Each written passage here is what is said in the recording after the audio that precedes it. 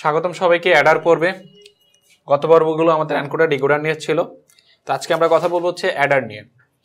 যে অ্যাডার কি আসলে, ADD অ্যাডার কি? আচ্ছা, অ্যাডার ব্যাপারটা কি আসলে? কম্পিউটার সায়েন্সের খুব গুরুত্বপূর্ণ একটা জিনিস, বা তোমাদের আইসিটির অ্যাডার, যে লজিক সার্কিটের সাহায্যে আসলে যোগ করা হয় তাকে অ্যাডার বলে আসলে। তো অ্যাডার সাধারণত কত প্রকার আসলে? ADD Eder. অ্যাডার হচ্ছে কিন্তু দুই প্রকার, একটা হচ্ছে half Eder, HLF half Eder, এটা হচ্ছে ফুল অ্যাডার। ফুল অ্যাডার এটা হচ্ছে একটা হাফ অ্যাডার, ফুল অ্যাডার।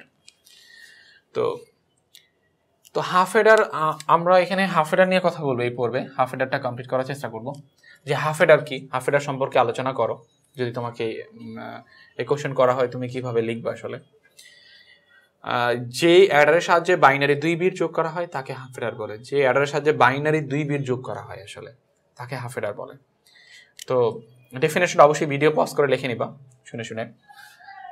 যে অ্যাডারের সাহায্যে বাইনারি 2 বিট যোগ করা হয় তাকে হাফ অ্যাডার বলে। তো হাফ অ্যাডারের সেগমেন্টগুলো নিয়ে এখন আলোচনা করব। খুবই গুরুত্বপূর্ণ কিন্তু আসলে, কারণ হচ্ছে বারবারই একই কথা বলে আসতেছি, সেগমেন্ট, যে কোনো সেগমেন্ট সৃজনশীল কোশ্চেন আকারে থাকবে, উদ্দীপকে দেওয়া থাকবে। তো তোমার প্রত্যেকটা সেগমেন্ট আগে ভালো করে আয়ত্ত করতে হবে, দেন হচ্ছে সৃজনশীল কোশ্চেন সলিউশন। আর এগুলো জানলে আসলে কোশ্চেন ধরা যাবে, কারণ সৃজনশীল কোশ্চেন কমন পড়বে না। প্রত্যেকটা পার্ট জানতে হবে, দেন তুমি আসলে যে কোনো পার্ট থেকে অ্যান্সার করতে পারবা। তো আমরা ব্লক ডায়াগ্রাম থেকে শুরু করি। BLOCK block diagram, diagram, GRM diagram, block diagram. আচ্ছা, এখন দেখো ব্লক ডায়াগ্রামে আসলে আমাদের কি রিপ্রেজেন্ট করব? যে এখানে হাফ অ্যাডার মানে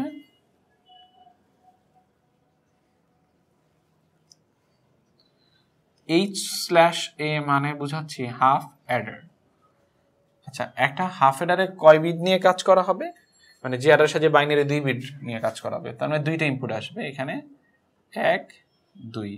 একটা ইনপুটের নাম দিলাম X আর একটা ইনপুটের নাম দিলাম Y। আর আউটপুট কয়টা আসবে? আউটপুট আসবে হচ্ছে তোমার দুইটা। আচ্ছা, কিভাবে বুঝবো আসলে দুইটা আউটপুট হবে? তো এখানে দেখো আমাদের যে দুইটা আউটপুট হবে সেটা হচ্ছে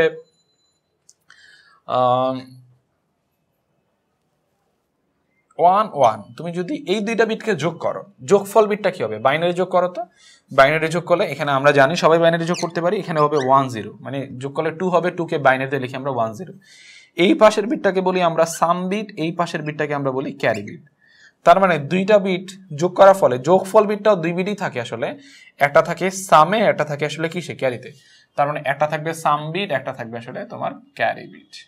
বুঝা গেল কথা? আচ্ছা, তারপর দেখো সত্যক সারণী বা ট্রুথ টেবিল যে অংশটা,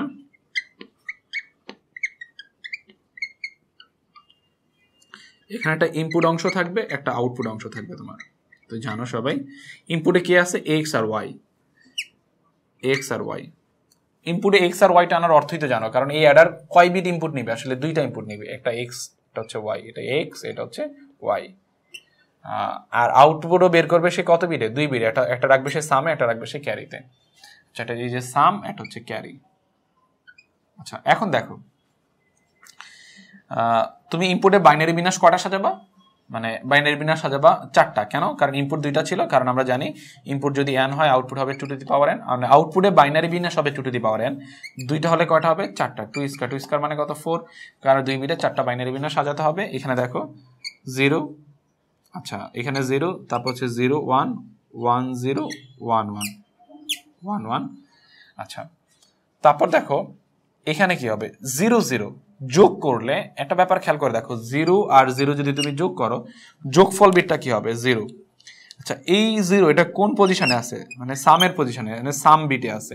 এই পাশে কোনো বিট আছে? ফাঁকা। ফাঁকা মানে কি আসলে? 0 0, সেটা কোথায় অবস্থান? ক্যারিতে অবস্থান। এটা সাম বিটে অবস্থান, এটা ক্যারি বিটে। তো সামেরটা সামের জায়গায় লিখবো, এই যে সাম বিট, এটা হচ্ছে ক্যারি। তুমি চাইলে এখানে সাম কথা পুরো লিখতে পারো, চাইলে ক্যারি কথা পুরো লিখতে পারো। আচ্ছা, তারপর খেয়াল করে দেখো 0 আর 1 যদি যোগ করো, এই যে 0 আর 1 যদি তুমি যোগ করো, 0 1 যোগ করছো, যোগফল হবে কত? 1। যোগফলটা হবে 1। তো আর ক্যারি বিটে কিছু নাই, তার মানে ফাঁকা। ফাঁকা মানে 0। এটা কি বিট? এটা হচ্ছে সাম বিট। আর এটা কি বিট? এটা হচ্ছে ক্যারি বিট। তার সামেরটা সামের জায়গায় লেখো, এটা 1, এটা হচ্ছে 0। তারপর দেখো পরেরটা করো, একই জিনিস 1 আর 0 যোগ করতে হবে, যে 1 আর 0 যোগ করলে যোগফল বিট কত হবে 1, এখনো সাম বিট কত 1, আর ক্যারি বিট ফাঁকা, ফাঁকা মানে 0 হচ্ছে, তার মানে হচ্ছে সামের জায়গায় হবে 1, এটা হবে কত, এটা হবে 0। তারপর 1 1 যদি যোগ করো, দেখো শুরুতেই দেখাইছি 1 1 যোগ করলে কি হয়, যেখানে দেখাইছি, তারপর আবার বলছি 1 আর 1 যদি তুমি যোগ করো, যোগফল হবে কত 1 0, তার মানে এই পাশের অবস্থানটা কার, সামের, এটা হবে সাম বিট, এই পাশের অবস্থানটা কার, ক্যারির, তার মানে এটা হবে ক্যারি বিট। এখন দেখো এটা হচ্ছে তোমার, তার মানে সাম বিট এখানে 0 হবে, ক্যারি বিট এখানে কত হবে 1 হবে। এই সত্যক সারণীটাকে তুমি জাস্ট একটা বক্স করে দিতে পারো,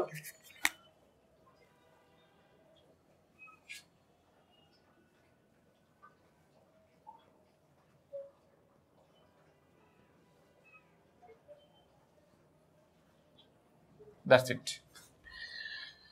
তারপর হচ্ছে তুমি এখন বুলিয়ান ফাংশন জেনারেট করবা, বুলিয়ান ফাংশন, বুলিয়ান ফাংশন। আচ্ছা বুলিয়ান ফাংশন কিভাবে বানাবা, বুলিয়ান ফাংশন বানাবা হচ্ছে আউটপুট গুলোকে ইনপুটের বুলিয়ান ফাংশন আকারে, আউটপুট কে কে ছিল, একটা ছিল সাম, একটা ছিল ক্যারি, সাম একটা হচ্ছে ক্যারি। আচ্ছা সামের ফাংশনটা কি হবে দেখো তো, সামের ফাংশনটা, সাম বলতে আসলে কোন জিনিসটাকে বোঝায়, মানে সাম বলতে আসলে মানে এই কলামটাকে বোঝায়, এই কলামটাকে বোঝায়, মানে আমি জাস্ট বক্স করে দিচ্ছি, সাম বলতে এই কলামটাকে বোঝাচ্ছে। আচ্ছা এই কলামের কোথায় কোথায় 1 আছে, এখানে এই 1 এর জন্য 1 আছে কোথায়, y তে, x এ কি আছে 1 এর উল্টা, তার মানে এভাবে আমরা সমীকরণ লিখতে অভ্যস্ত এনকোডার ডিকোডার পর্বে। এই 1 এর জন্য ইনপুটে 1 আছে কোথায়, y তে, x এ কি আছে 1 এর উল্টা, তার মানে এটা কি হবে x কমপ্লিমেন্ট y।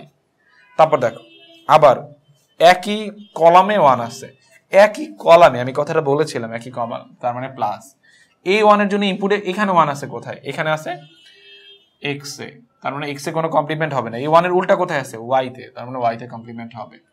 দেখো ফাংশন জেনারেট করা কত ইজি, কলামে ছিল মানে এখানেও 1 এখানে 1, এটা কি কলাম বরাবর ছিল তাই মাঝখানে প্লাস, আর এই 1 এর জন্য এরা কি বরাবর আছে, এটা হচ্ছে আসলে রো বরাবর আছে তাই মাঝখানে আসলে তারা এন্ড সম্পর্কে আছে।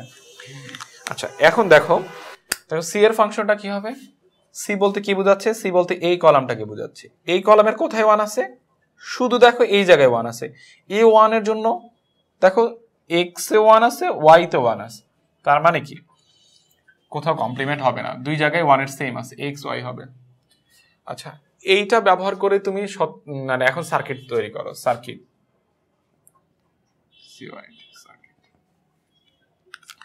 সার্কিটটা দেখো এই এখন যে অবস্থায় আছে এই অবস্থায় রেখে যদি সার্কিট তৈরি করি কেমন হবে সার্কিটটা, মানে x আর হচ্ছে y, তার মানে দেখো x এ আছে কমপ্লিমেন্ট, তার মানে এটাকে নট গেট ইনপুট করতে হবে, y তেও কমপ্লিমেন্ট এক্সিস্ট করে, তার মানে y কেও নট গেট ইনপুট করতে হবে।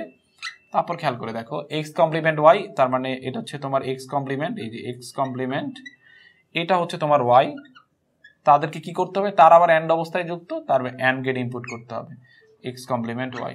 তারপর দেখো x y কমপ্লিমেন্ট, এই যে x, তারপর দেখো y complement, y complement means that এখানে তাদেরকে কি করতে হবে, এন্ড করতে হবে, এন্ড করলে কি হবে x y কমপ্লিমেন্ট, কিন্তু এই অংশটা কি অবস্থায় যুক্ত, এই যে অর অবস্থায় যুক্ত, এই যে অর ইকুয়েশন, তাদেরকে তাহলে কোন গেটে আবার ইনপুট করতে হবে, অর গেটে ইনপুট করতে হবে, অর গেটে ইনপুট করলে কোন ফাংশনটা আসবে, s ফাংশনটা, s মানে এই সমীকরণটা। তারপর দেখো x আর y কি অবস্থায় আছে, এন্ড অবস্থায়, এই যে তোমার x, এই দেখো হচ্ছে তোমার y, এই যে y, তারা কি অবস্থায় আছে, এন্ড অবস্থায়, এন্ড করে দাও, তাহলে কি আসবে x y, এটাই তোমার কি ফাংশন ছিল, ক্যারি ফাংশন। একটা ব্যাপার এখান থেকে লক্ষণীয় আসলে, এটা কিন্তু আরেকভাবে করা যায়, এই যে এত অনেকগুলো সার্কিট ব্যবহার করলাম, 1 2 3 4 5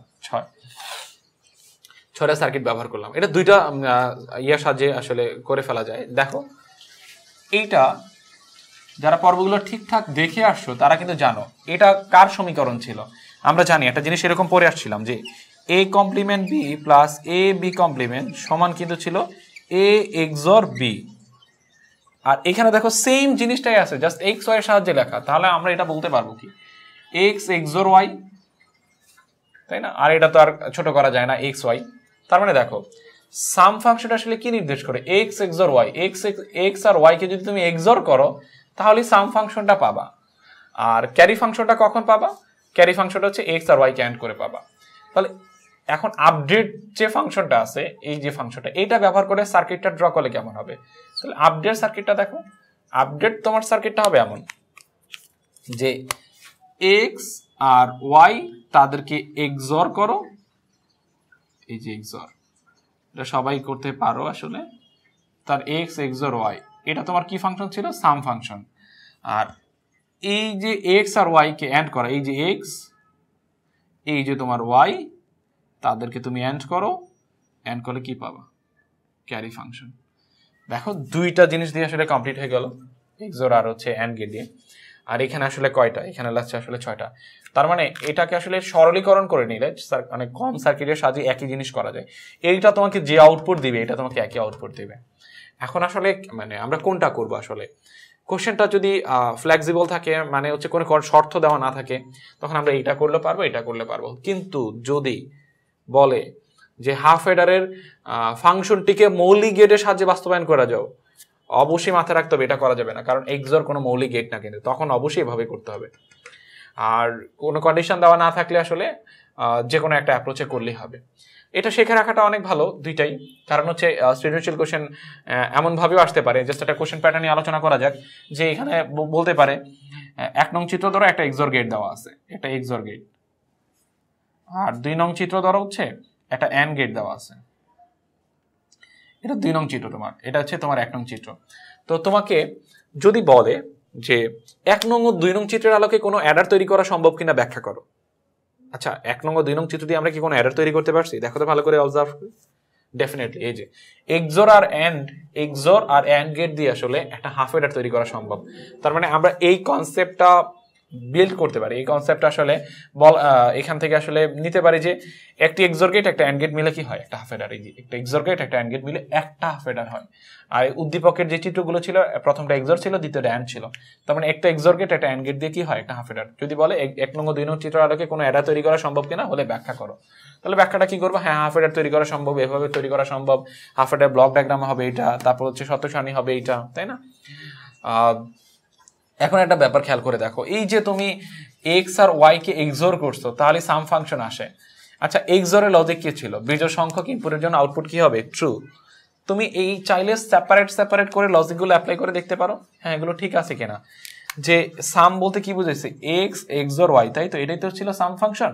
তাহলে এক্সরের লজিক কি ছিল? আমরা গেটে পড়ে আসছিলাম, এক্সরের লজিক ছিল বিজোড় সংখ্যক 1 এর জন্য আউটপুট ট্রু। সেই লজিকটা যদি এখন অ্যাপ্লাই করে দেখতে চাই, আচ্ছা এখানে বিজোড় সংখ্যক 1 আছে? নাই। তার মানে বিজোড় সংখ্যক 1 এর জন্য আউটপুট ট্রু হবে, অন্যথায় ফলস। এটা অন্যথায় কেসের মধ্যে পড়ছে, তার মানে এটা ফলস। এখানে কি বিজোড় সংখ্যক 1 আছে? এই যে এখানে হ্যাঁ আছে, এই যে 1, একটা 1 আছে, তার মানে আউটপুট 1 হবে। এখানে কি 1 আছে? হ্যাঁ আছে, এই যে বিজোড় সংখ্যক 1 হবে। এখানে বিজোড় সংখ্যক 1 নাই, কিন্তু এটা অন্যথায় কেসে পড়ছে, তার মানে এটা কি হবে? ফলস। বিজোড় সংখ্যক 1 থাকলে আউটপুট কি হবে? ট্রু, অন্যথায় ফলস। হ্যাঁ, এটা এই লজিকও ম্যাচ করতেছে। কেউ যদি এই লজিকটাও বিল্ড আপ করে, সে ভুল করছো না আসলে। তারপর দেখো সি কি লজিক মেনটেন করে আছে? সি হচ্ছে দেখো 0 আর 0 এর মধ্যে অ্যান্ড লজিক মেনটেন করে আছে। অ্যান্ড মানে কি দেখো, মানে এখানে আমি পাশে লিখে দিচ্ছি, অ্যান্ড লজিক মেনটেন করে আছে। দেখো এই দুইটার মধ্যে অ্যান্ড করলে কি হবে? 0। এই দুইটার মধ্যে অ্যান্ড করলে কি হবে? 0। এই দুইটার মধ্যে অ্যান্ড করলে কি হবে? 0। এটার মধ্যে অ্যান্ড করলে কি হবে? 1। That's it. খুব মানে ভিতর থেকে আসলে জিনিসগুলা বুঝে যাচ্ছে। তো আমরা আমাদের হাফ এডার পড়বে, আমাদের ফুল এডার পড়বে, ফুল এডার নিয়ে ডিটেলস কথা বলবো। তো যদি হাফ এডার নিয়ে আর কোনো কোশ্চেন থাকে আমাদের সাথে আমাদের কমেন্টে আমাদের জানাবা, নেক্সট পর্বে আমরা আসলে রিপ্লাই দেওয়ার চেষ্টা করবো। তো এখানে আল্লাহ হাফেজ।